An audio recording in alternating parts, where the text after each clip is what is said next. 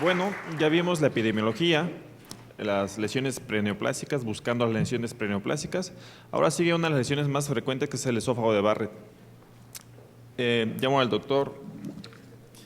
Humberto Hurtado Andrade para saber qué hacemos con este Barrett. Lo observamos, lo operamos, lo resecamos, lo quemamos. Adelante, doctor. Muy buenos días. Antes que nada, mil gracias a los organizadores de este curso por concederme el privilegio de venir a esta hermosa ciudad con gente tan linda y que me permite además de presentar esta modesta plática, saludar a entrañables amigos. Ya se han hecho consideraciones muy interesantes sobre el esófago de Barrett y aquí es donde el clínico tiene que adoptar una posición lo más precisa posible para decidir si estos pacientes deben simplemente observarse, en quienes se debe someter a cirugía, en quienes se debe resecar o quemar con las nuevas técnicas endoscópicas. A lo largo de mi presentación, como podrán ustedes observar, dejo para la parte última la cirugía porque esta ha sido relegada por las técnicas modernas endoscópicas.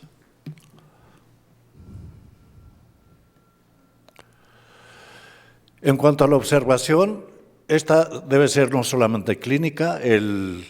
médico tratante no solamente debe vigilar la evolución de los síntomas, si estos desaparecen, si reaparecen, si se exacerban, sino que todos estos pacientes que quedan en observación por los factores de riesgo de desarrollo de adenocarcinoma implica necesariamente el que se haga una observación endoscópica e histológica. Es recomendable que nuestros colegas endoscopistas se apeguen a la clasificación de Praga, en la cual se hace una medición en sentido proximal de la extensión del esófago de Barrett y en sentido circunferencial, de tal manera que eso se expresa como M y C, de tal forma que M es la extensión máxima del esófago de Barrett a partir de la unión esófago-gástrica y C es la extensión circunferencial. Por otra parte, el protocolo de Seattle recomienda que se tomen biopsias de los 4 cuadrantes cada 2 centímetros, pero cuando el paciente tiene displasia, se deben tomar en los 4 cuadrantes y cada centímetro a lo largo de todo el esófago de Barrett para no pasar por alto una displasia o un carcinoma mucoso. En todos los casos se debe tomar biopsia y puede observarse un caso en el que simplemente se diagnostica la metaplasia característica con las células caliciformes o bien encontrarse con un caso de la llamada displasia no determinada, es decir, no se sabe si existe solamente un proceso inflamatorio agudo o si realmente existe subyacente una displasia de bajo grado. Puede tratarse de una displasia de bajo grado, en cuyo caso las muestras de biopsia deben ser enviadas a un segundo patólogo experto en esófago, o bien una displasia de alto grado, un carcinoma mucoso o un carcinoma invasor. ¿A quiénes entonces se les va a someter a observación? Al paciente en el que se hace una endoscopía y de manera incidental se identifica un esófago de Barrett, el paciente que en tratamiento principalmente con inhibidores de bomba de protones se encuentra totalmente asintomático o aunque tenga síntomas debe hacerse el seguimiento, pacientes que tienen uno o ningún factor de riesgo de desarrollo de adenocarcinoma. Los pacientes en los que no se ha identificado displasia pueden quedar bajo observación endoscópica e histológica a largo plazo. Los pacientes que tienen displasia de grado indeterminado o de bajo grado. Los pacientes en los que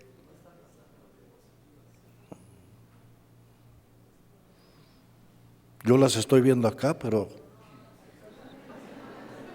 gracias.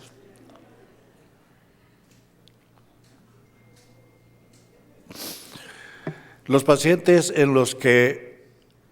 con el tratamiento médico ha desaparecido la metaplasia o la displasia, después de que se ha dado un tratamiento para la displasia endoscópico, el paciente que no acepta someterse a un seguimiento endoscópico e histológico a largo plazo y que sabe que cada 3 o 6 meses se le va a estar haciendo endoscopía con múltiples biopsias y, desde luego, también los pacientes que han sido intervenidos quirúrgicamente. Se han identificado mediante estudios de análisis de regresión logística multivariada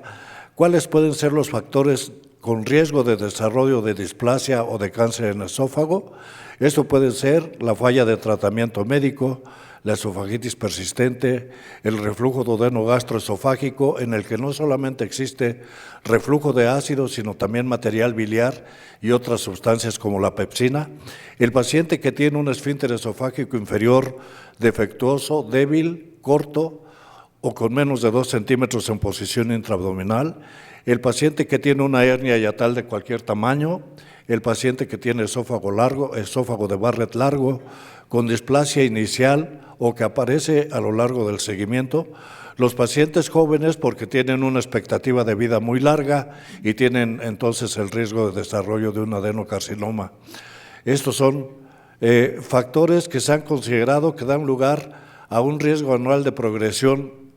a cáncer de esófago de 2 a 4%. Esto había aparecido en múltiples estudios, pero estudios más recientes han demostrado que la progresión anual a adenocarcinoma parece ser menor, como en este estudio de Thomas, que es un metaanálisis de 41 estudios con 36.635 personas años, en donde el riesgo anual fue de 0.7%, cifra aplicable a los estudios de Estados Unidos, del Reino Unido y de Europa. En el estudio de Youssef, que incluyó la revisión de 42 estudios, el carcinoma en esófago de Barrett se presentó en 0.6% por año, pero cuando se excluyeron los carcinomas tempranos incidentales fue de solamente 0.5% por año. Cuando se excluyeron los carcinomas tempranos incidentales y la displasia de alto grado, de 0.4% por año. Y en el estudio de Bit Jensen, que incluyó más de 11,000 pacientes con seguimiento de 67,105 personas años, la incidencia de carcinoma fue de solamente 0.2 y 0.1% por año en esófago de Barrett sin displasia, cuando esto había aparecido en la endoscopía inicial. De tal manera que, a grandes rasgos, se considera actualmente que el riesgo anual de progresión a cáncer es de 0.1 a 0.7% por año. Y, desde luego, el riesgo es mayor dependiendo de que se trate de displasia de alto grado. En las displasias de bajo grado, el riesgo es 0.6% a 1.4% por año, en tanto que la de alto grado es de mayor de 10% por paciente por año, pero el riesgo es mayor también si se trata de una displasia de alto grado difusa, en cuyo caso el riesgo es 3 veces mayor que cuando se trata de una displasia de alto grado focal. Con estas consideraciones, las principales organizaciones académicas de Estados Unidos, la AGA, la Sociedad de Endoscopía, el Colegio Americano de Gastroenterología y otras instituciones como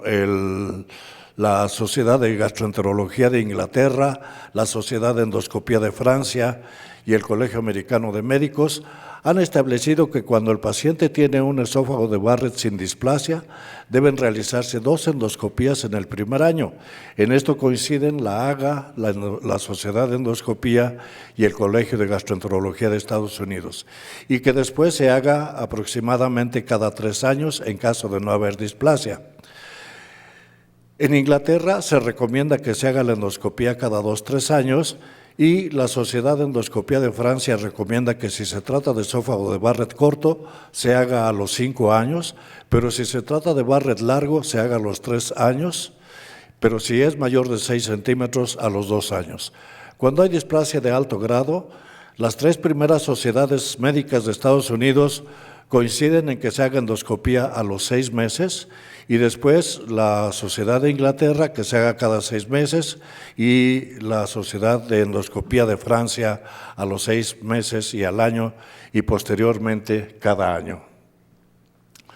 De todas estas consideraciones se derivan estrategias de manejo endoscópico para el esófago de Barrett, de tal forma que si no hay displasia se puede considerar la no vigilancia, pero si se decide la vigilancia se debe hacer una endoscopía cada 3 a 5 años con biopsias de los 4 cuadrantes cada 2 centímetros. En algunos casos se debe considerar la posibilidad de ablación endoscópica. Si se trata de Barrett con displasia indeterminada, se recomienda aclarar la presencia y el grado de displasia con otro patólogo experto, aumentar la dosis de inhibidores de bomba de protones y repetir entonces la endoscopía y las biopsias. En displasia de bajo grado, igual confirmar las biopsias con otro patólogo experto, repetir la endoscopía a los 6 meses para confirmar la displasia de bajo grado y después hacer endoscopía cada año con biopsias de los 4 cuadrantes, cada uno 2 centímetros, y considerar la ablación o resección mucosa endoscópica. Y en la displasia de alto grado, igual confirmar con un segundo patólogo y utilizar el ultrasonido endoscópico en pacientes seleccionados y biopsias de los 4 cuadrantes cada centímetro. Dar tratamiento endoscópico en caso de tumores incipientes T1A y si se trata de tumores T1B, consultar a los cirujanos. Las técnicas endoscópicas de erradicación han logrado enormes avances gracias a la dedicación de los endoscopistas y a los avances tecnológicos, de tal manera que esto ha desplazado a la cirugía y se utilizan técnicas de ablación como la radiofrecuencia, que puede utilizar un dispositivo para producir una quemadura térmica en una zona localizada del esófago de Barrett o hacer esta lesión en forma circunferencial. La terapia fotodinámica se aplica después de dar una sustancia fotosensibilizadora, principalmente ácido 5-aminolebulínico, y después de esto un haz de luz que produce también una quemadura. Se utilizan otras técnicas como la aplicación de argón, electrocauterio multipolar, láser o crioterapia. Y en cuanto a las técnicas de resección, hay una variedad también de técnicas que dependen de la experiencia del endoscopista y de la disponibilidad que ellos tengan en tecnología. De tal manera que una de las técnicas más recomendables es hacerlo con un capuchón para aspirar la mucosa del esófago de Barrett y después de esto la eliminación de la mucosa. Sin embargo, después de la reepitelización pueden quedar sembradas células de la metaplasia en la porción submucosa y se han reportado casos incluso de adenocarcinoma submucoso. Los resultados de estos tratamientos han sido bastante satisfactorios en cuanto a la erradicación de la metaplasia de 80-83% y en cuanto a la erradicación de la displasia o del carcinoma intramucoso del 87 al 95%. De tal manera que se considera que la erradicación endoscópica es exitosa en la mayoría de los casos y ha suplido a la esofagectomía en muchos casos. Los resultados de los tratamientos endoscópicos pueden llevar a la conclusión de que puede haber recurrencia de la metaplasia, de la displasia o de neoplasias intramucosas. De tal manera que en estos estudios donde pueden ustedes observar cómo algunos autores utilizan técnicas combinadas y otros solamente una técnica, con periodos variables de observación, la recurrencia de displasia o neoplasia ha sido variable entre 0 y 17% y la recurrencia de metaplasia intestinal variable entre 7 y 35%. Se han identificado factores de falla de la erradicación endoscópica como el esófago de Barrett largo, hernia hiatal grande, la cicatrización incompleta entre tratamientos, género femenino, reflujo gastroesofágico anormal persistente y sesiones múltiples para erradicar la displasia. En conclusión, puede haber recurrencia de la metaplasia, de la displasia o de la neoplasia en algunos casos y se requiere vigilancia endoscópica e histológica. En los pacientes con esófago de Barrett, el tratamiento médico ha sido muy satisfactorio para controlar los síntomas, pero se sabe que la cirugía da mejores resultados porque evita el reflujo, reduce la hernia hiatal y mejora la presión del esfínter esofágico inferior. En la revista de Gastroenterología de México de 2013, ustedes pueden encontrar perfectamente descritas las indicaciones para operar a los pacientes con enfermedad por reflujo gastroesofágico, pero en tratándose de esófago de Barrett, agregaríamos el esfínter inferior defectuoso, falta de apego a tratamiento, hernia yatal de cualquier tamaño, la sensación de ahogo nocturno o la no aceptación a tratamiento endoscópico. No voy a entrar en detalle en técnicas quirúrgicas, solo mencionaré que las más utilizadas son la técnica de Nissen, con la recomendación del doctor de Mister de seccionar los vasos cortos de la parte alta de la curvatura mayor, o bien hacerlo con la técnica de Nissen-Rossetti, que es la que yo recomiendo, es la que yo hago, en la cual no se seccionan los vasos cortos de la curvatura mayor del estómago y la funduplicatura se hace con la pared anterior gástrica, con la recomendación de seguir las indicaciones del doctor Donaghue de hacer una funduplicatura corta. Los resultados de la cirugía han sido muy satisfactorios, con baja morbilidad y mortalidad, y el tratamiento quirúrgico ha sido muy satisfactorio en cuanto a control sintomático. 87% de los casos se consideran curados, o en esta serie el 77%, o en esta otra de 8 años de vigilancia, 86% asintomático. La cirugía también da buen control en cuanto al control del ácido, con una disminución muy importante del porcentaje de tiempo de pH anormal en el postoperatorio. Los cambios mucosos también se han podido observar después de cirugía. 54% no tienen cambios en este estudio. En este 36% tuvieron regresión y 10% tuvieron progresión. Y en este otro estudio de 90 pacientes, una tercera parte tuvo regresión completa del esófago de Barrett, 3% progresión y 64% no tuvieron cambios. Y en cuanto a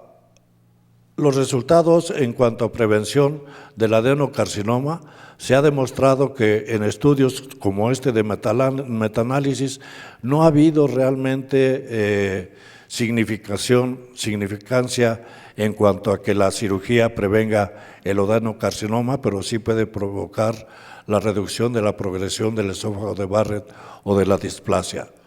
La cirugía se asocia a regresión del esófago de Barrett o la displasia, y no hay evidencias de alto nivel científico de que la cirugía disminuya el cáncer. La mortalidad de la esofagectomía es elevada, alrededor del 9%, aunque en hospitales de concentración y de alto volumen la morbilidad y la mortalidad son mucho mejores. ¿En quiénes entonces hacer una esofagectomía? En los pacientes en que se comprueba que hay invasión ganglionar, personas jóvenes que no aceptan protocolos endoscópicos rigurosos, en enfermedad multifocal y esófago de Barrett largo, en esófago de Barrett persistente después de la aplicación de radiofrecuencia o resección mucosa endoscópica, en el paciente con buen estado general y el paciente preocupado por desarrollo de cáncer. En conclusión, muchos pacientes pueden quedar en observación clínica endoscópica histológica. El grado de displasia determina la periodicidad de los estudios. Las técnicas endoscópicas de ablación, resección, son útiles para eliminar la metaplasia, la displasia o el carcinoma. Las técnicas endoscópicas han desplazado a la cirugía en esófago de Barrett con displasia o cáncer mucoso. La cirugía es una alternativa segura y efectiva para la ERGE, corrige el esfínter esofágico inferior defectuoso, la hernia yatal y evita el reflujo ácido biliar. El control quirúrgico del reflujo puede dar lugar a regresión o curación de la metaplasia y de la displasia, y la progresión de la metaplasia o de la displasia es poco frecuente. No se ha demostrado que la cirugía evite el desarrollo de cáncer, y la recurrencia postoperatoria del reflujo tiene riesgo de progresión a displasia y neoplasia, y en casos seleccionados de displasia de alto grado o cáncer mucoso, el mejor tratamiento es la esofagectomía en manos de expertos y en centros de alto volumen. Gracias por su atención.